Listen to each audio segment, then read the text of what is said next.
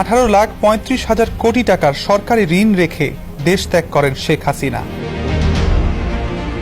দেশি ও বিদেশি উৎস থেকে এই ঋণ নেওয়া হয়েছে। অথচ 2009 সালে শেখ হাসিনা যখন ক্ষমতা গ্রহণ করেন তখন সরকারের ঋণ স্থিতি ছিল মাত্র 2,76,830 কোটি টাকা। সে হিসাবে আওয়ামী লীগের 10 দশকের শাসনামলেই সরকারের ঋণ স্থিতি 15,58,206 কোটি টাকা বেড়েছে, যা সরকারের মোট ঋণের প্রায় 85%।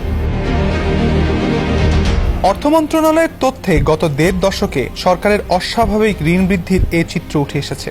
ঘোষিত বাজেটে সরকারের পরিচালন ব্যয় মেটানো ও উন্নয়ন কর্মকাণ্ডের কথা বলে দেশি বিদেশি উৎস থেকে এই ঋণ নেওয়া হয়েছে।